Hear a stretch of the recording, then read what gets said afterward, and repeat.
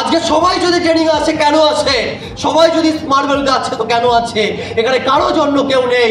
হ্যাঁ, এটা সত্যি কথা, কিন্তু আবার এটাও সত্যি কথা, সবার জন্য সবাই আছে, কারণ সবাই স্মার্ট ভ্যালুতে তার স্বপ্ন পূরণ করার জন্য আছে। ইয়েস, তাহলে আমি বলতে পারছি। ইয়েস। এবার কোশ্চেন ইজ দ্যাট, কার স্বপ্ন পূরণ হবে, বা কে এখান দিয়ে অ্যাচিভার হবে, বা কে এখান দিয়ে লিডার হবে, আর কেই বা হবে না। কারা হবে এখানে, আর কে হবে না? এখানে বসে থাকা কোনো ছেলে বা মেয়ে হয়তো এটা এখনো তো নিজেকে ওই মাইন্ডের সেটা ভাবতেই পারছে না যে আমিও একদিন বড় হব, আমারও একদিন গাড়ি আসবে, আমারও একদিন বাড়ি আসবে, আমিও কি একদিন ফরেন ট্যুরে যাব, আমিও একদিন স্টেজে গিয়ে ট্রেনিং করাবো, হয়তো ভাবতে পারছে না। কিন্তু মাইন্ডে যে না ভাবতে পারা বা ভাবতে পারা, এই জিনিসটাই একটা টাইমের পরে ওকে ট্রেনিং নিতে নিতে ওর মধ্যে একটা বিলিভ তৈরি করে দেবে। কি বিলিভ তৈরি করে দেবে? আমি কিছু জিনিস নিয়ে একটু বলতে চাইবো, একটু ভালো করে বোঝার চেষ্টা করবো। টাইমটা খুব বেশি নেই, 1 ঘন্টা টাইম আছে নিয়ে রাখবো হলে। তো এই 1 ঘন্টা টাইমের মধ্যে আমি কিছু জিনিস একটু বলার চেষ্টা করবো, একটু বুঝবে। এখানে অনেকে আছে আজকে ফার্স্ট ডে হলে বসে আছে, আবার অনেকে পুরনো আছে। এটা ম্যাটার করছে না কে পুরনো বা কে নতুন, ম্যাটার এটা করছে কে স্মার্ট ভ্যালুতে সাকসেস জার্নিটা চলতে চায়, কে চলতে চায়। এবার যে চলতে চাইবে তার জন্য এই জিনিসগুলো একটু বোঝার দরকার আছে, একটু আন্ডারস্ট্যান্ডিং এর দরকার আছে। কি বোঝার দরকার আছে, কি আন্ডারস্ট্যান্ডিং এর দরকার আছে? কারণ আমি যখন অনেক বছর আগে এখানে এসেছিলাম, কিছু বছর আগে প্রথম আমি যখন এসি এই ইন্ডাস্ট্রিতে, কারণ আর 5টা 10টা মানুষের মাইন্ড যেমন আমারও তেমনই ছিল।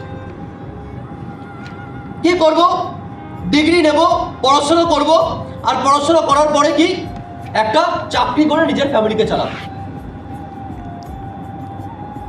এখানে যারা বসে আছে যাদের স্মার্ট ভ্যালু পাওয়ার আগের জার্নিটা বা আগের মাইন্ডসেটটা ঠিক এরকমই ছিল।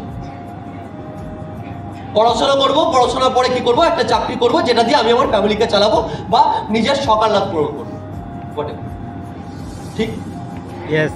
এবার এই যে ছেলেটা বা এই যে মেয়েটা যে মাইন্ডসেটটা করছে, এটা আমি আমার ডিগ্রি কমপ্লিট করবো, ডিগ্রি কমপ্লিট করার পরে আমি মার্কেটে কোনো একটা জব সেক্টরে যাব, আর ওই জায়গায় গিয়ে চাকরি করে আমি আমার ফ্যামিলিকে দেখব। কোন ফ্যামিলি? আমার মা, আমার বাবা, রাইট? বা আমার পরিবারের সবাই। এই স্বপ্নটা ভারতবর্ষে যত মানুষ আছে বা পৃথিবীতে যত মানুষ আছে সবাই দেখে, সবাই এই স্বপ্নটা দেখছে। তাহলে কেন সবার এই স্বপ্নটা পূরণ হয় না? কেন ন্যূনতম একটা জিনিস নিজের ফ্যামিলিকে হ্যাপি রাখবে সেই জিনিসটা রাখতে পারে না? কেমন লজিক আছে যে বাবা মা ছোটবেলা থেকে তাকে বড় করেছে, সকাল রাত পূরণ করে দিচ্ছে, তার সবকিছু, তার পড়াশোনার খরচা চালিয়েছে, তার ভালো খারাপ দেখেছে, সবকিছু দেখলো যে বাবা মা। তাহলে সেই বাবা মার বয়সকালে কেন ওই ছেলেটা বা মেয়েটা সেই ফ্যামিলির সাপোর্ট হয়ে দাঁড়াতে পারছে না? লজিক কোথায়? সবাই তো চাইছে, সবাই তো চায় বড় হতে, সবাই চায় নিজের ফ্যামিলিকে নিয়ে হ্যাপি থাকতে, সবাই চায় তার স্বপ্নগুলোকে পূরণ করতে। তাহলে সবাই কেন পারছে না? মায়ের প্রতি কি ইমোশন নেই সবার? বাবার প্রতি কি সবার ইমোশন নেই? সবার ইমোশন আছে নিজের মায়ের প্রতি, নিজের বাবার প্রতি, নিজের ফ্যামিলির প্রতি। প্রত্যেকটা ছেলে মেয়ে আজকে যে এখানে বসে আছে, প্রত্যেকটা ছেলে মেয়ের ইমোশনটা আছে। তাহলে কোথায় হারিয়ে যাও ইমোশন? কোথায় চলে যাও ইমোশন? যে নিজের বাবা মাকে দেখছে না, যে নিজের ফ্যামিলির সুখটা দেখতে পাচ্ছে না, যে নিজের ফ্যামিলির কষ্টটা নজরআন্দাজ করছে। কোথায় চলে যাচ্ছ ইমোশন? কোথায় চলে যাচ্ছ ফিলিংস? কোথায় পরিণত? কোথায়? তাহলে যে ছেলেটা ভাবছিল আমি আমার ফ্যামিলিকে চালাবো, আমি আমার বাবা মাকে হ্যাপি রাখবো, আমি চাকরিটা করে, মাইনেটা কত হবে কোনো গ্যারান্টি নেই, কিন্তু ওটা করেই তো আমি আমার ফ্যামিলিকে দেখবো। তাহলে ওই জায়গা করে কেন একটা ছেলে মেয়ে পাচ্ছে না? কেন আজকে দিনে দাঁড়িয়ে 95% মানুষ ধাক্কা খাচ্ছে? কেন? কেন আজকে ঘরে ঘরে বয়স্ক বাবা মার চোখের জল পড়বে? কেন একটা ছেলে মেয়ে ফার্স্ট এড হবে? কি কারণ? কারণ একটাই চিন্তা ভাবনা, কারণ একটাই সোচ। জমি যদি উর্বর না হয় সেই জমিতে কোনোদিন ভালো ফসল ফলতে পারে না। মাইন্ডে যদি ভালো থট না আসে, মাইন্ডে চিন্তা যদি ভালো না হয়, তাহলে জীবনও কোনোদিন ভালো হতে পারে না, কোনোদিনও না। চিন্তাই তো খারাপ। চিন্তা যদি খারাপ হয় তাহলে জীবনটাও তো খারাপ হবেই। তাহলে জীবনটাকে যদি ভালো করতে হয় তাহলে ওই চিন্তাটাকে আগে চেঞ্জ করতে হবে। কোন চিন্তা? কোন চিন্তা? আমি বলার আগে আমি একটা জিনিস বলে নিই, একটু সবার কাছে আমি সরি বলে নেব, বিকজ আমার কথাটা অনেককে হার্ট করতে পারে। বাট যারা রিয়ালিটি বোঝে তাদেরকে হার্ট করবে না, এই কথাটা তাদের চোখে আঙুল দিয়ে দেখিয়ে দেবে হ্যাঁ এটা বাস্তব। বাট যাদের মধ্যে একটা গোড়ামি ব্যাপার রয়েছে তাদেরকে এই জিনিসটা তাদেরকে হার্ট করবে। বাট যদি কাউকে হার্ট করে তাহলে আমি তার জন্য সরি চেয়ে নিচ্ছি আগে। কোন চিন্তা ভাবনা একটা মানুষকে তাহলে এই জায়গায় নিয়ে আসছে? এই কিছুদিন আগে দেখলাম একটা প্যানেল বাদ হয়েছে চাকরিজীবীদের। আর সেই প্যানেল বাদ হওয়ার পরে দুদিন পরে নিউজ শুনছিলাম, আমি ঘরে খেতে খেতে, খাওয়াটাই হলো না আমার ওই দিন। খেতে খেতে নিউজ শুনলাম একটা ছেলে তার চাকরি হারিয়েছে, সেই কারণে সে সুইসাইড করেছে। তাহলে কেন সুইসাইড করতে বাধ্য করলো তাকে? কি কারণ? কোন দিকে মানুষ যাচ্ছে, কোন রাস্তায় চলছে, কোন রাস্তায় চলে একটা মানুষ নিজের জীবনটাকে তৈরি করবে? ওই ছেলেটার কি দোষ ছিল যে ওকে সুইসাইড করতে হলো? বা আজকে ধীরে ধীরে যত ফ্যামিলিতে আজকে প্রবলেম চলেছে তাদের কি দোষ? আজকে যদি মার্কেটে কেউ আনএমপ্লয়েড রয়েছে কি দোষ তাদের? তারা হার্ডওয়ার্ক করতে পারে না, তাদের মধ্যে ডেডিকেশনের অভাব, তাদের মধ্যে অনেস্টির অভাব, তাদের মধ্যে উচ্চ আকাঙ্ক্ষার অভাব না, কিচ্ছুর অভাব না। একটাই জিনিসের অভাব, সেটা হচ্ছে চিন্তা ভাবনার। কোন চিন্তা ভাবনা? সেই পুরনো যুগের একটা চিন্তা ভাবনা। বাড়িতে যদি আমরা বলি কোনো পুরনো কাসন্দি কাটি, কি বলে পুরনো কাসন্দি কাটিস না, বলে না? পুরনো কথা নিয়ে ছেঁড়াছেড়ি করিস না, এসব আমাদের ফেমাস ডায়লগ বাঙালিদের। কে হয় কি হয় না? তাহলে পুরনো কথা কাটাকাটি করিস না, পুরনো কথা ছিঁড়িস না, পুরনো কাসন্দি কাটিস না। তাহলে পুরনো জিনিসকে যদি ঘাটতে বারণ করছে, যদি এতই বোঝে সবাই, তাহলে কেন নতুনকে অ্যাকসেপ্ট করছে না? কেন নিজেকে আপডেট করছে না? কেন এখনো সেই 1990 সালের চিন্তা ভাবনা? আজকে 2025 সাল, কেন 1990 সালের চিন্তা ভাবনা নিয়ে এখনো চলবে? কি কারণ আছে? সেই 1990 সালের চিন্তা ভাবনা, একটাই চিন্তা ভাবনা, কি করতে হবে?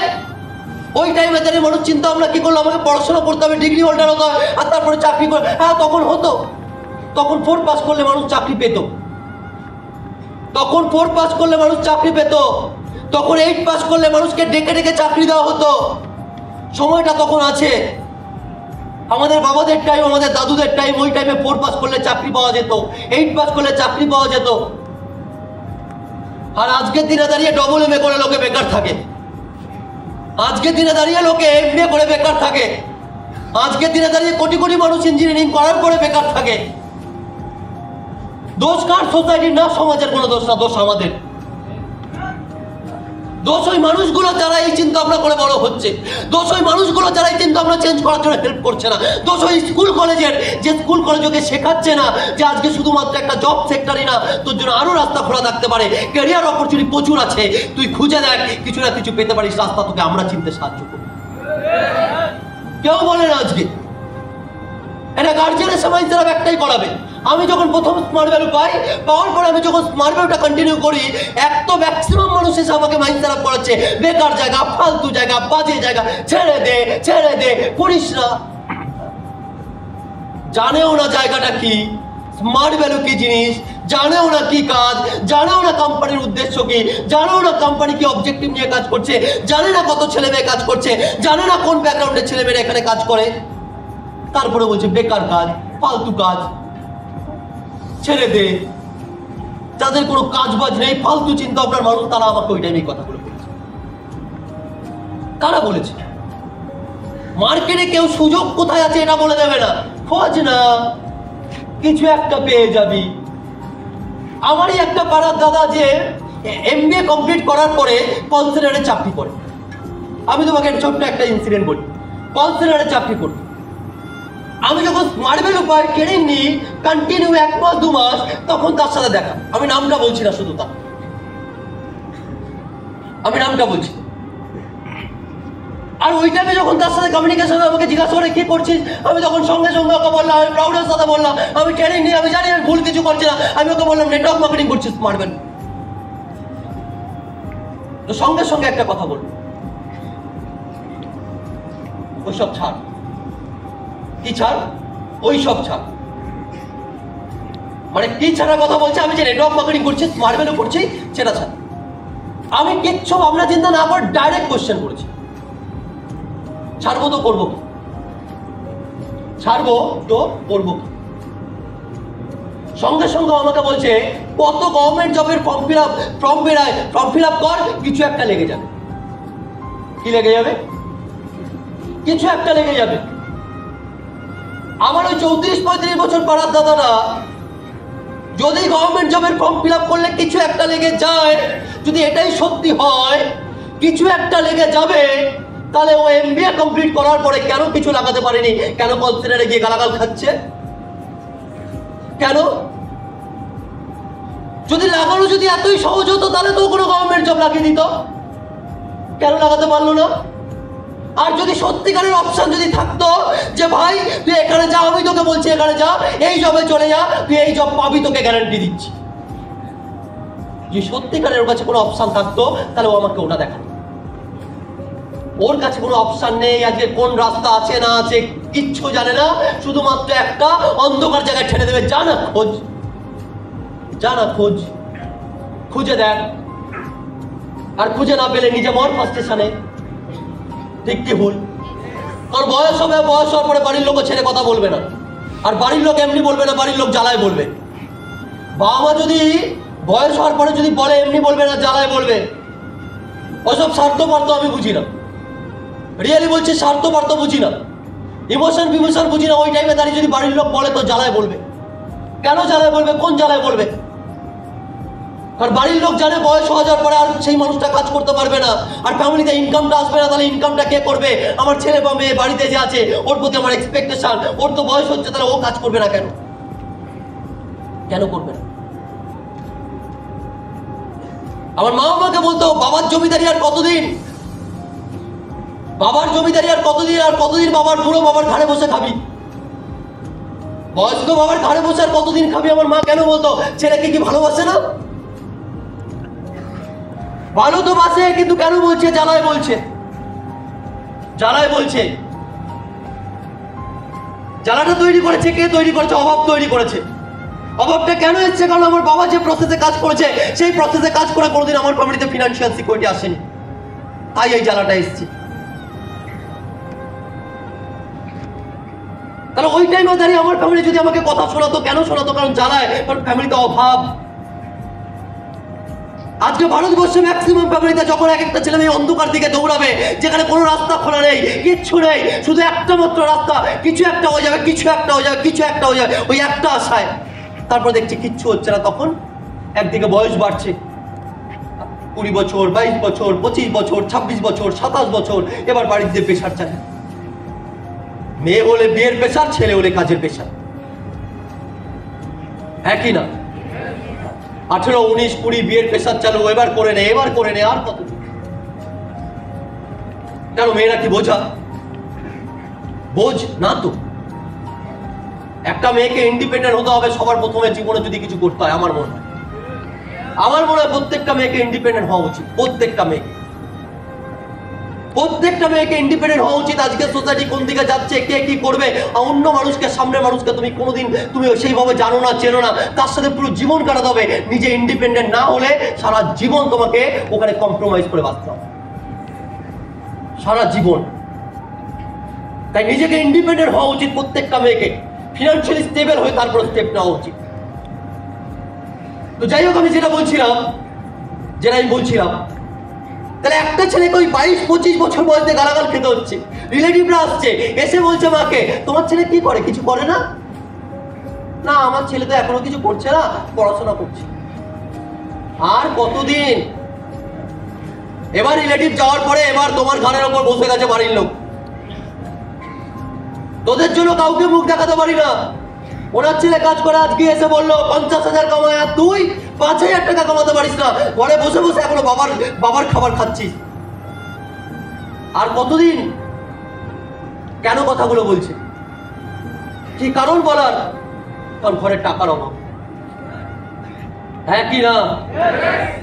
যদি সত্যিকারের টাকার অভাব হয়, অভাবটা যদি কেউ বোঝে, আমার মনে হয় অভাবটা যদি কেউ রিয়েলাইজ করে, হ্যাঁ সত্যিকারের আজকে আমার ঘরে টাকার অভাব, সত্যিকারের যদি আমার আজকে টাকার প্রবলেম, এই প্রবলেমটা আমাকে দূর করতে হবে, এই প্রবলেমের সলিউশন করতে হবে, এই প্রবলেমটা যাতে আমার ফ্যামিলিতে আগামী ফিউচারে না আসে, আমার ছেলে মেয়েকে যাতে আমাকে গালাগাল দিতে না হয়, আমার বয়স্ক বাবা মাকে যাতে আমাকে কম্প্রোমাইজ করতে না হয়, তাদেরকে যেন বলতে না হয় আমি যতটা পারছি তোমাদের দেখছি, আমার বাবা মাকে একটা বেটার লাইফ দিতে হবে, তার জন্য দরকার বেটার ইনকাম। আর এই বেটার ইনকামের জন্য যদি কোনো জবের বাইরে যদি কোনো রাস্তা থাকে, তাহলে আমি সবার আগে সেই রাস্তা খুঁজব।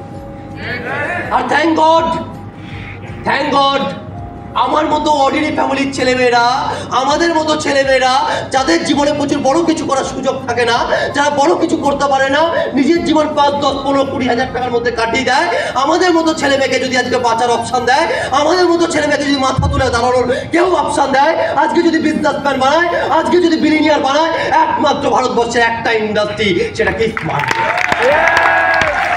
একমাত্র একটা ইন্ডাস্ট্রি। ভালো লাগলে লাইক, কমেন্ট, শেয়ার করুন এবং সাবস্ক্রাইব করে পাশে থাকুন নিত্য নতুন আরও সুন্দর সুন্দর ভিডিও দেখার জন্য।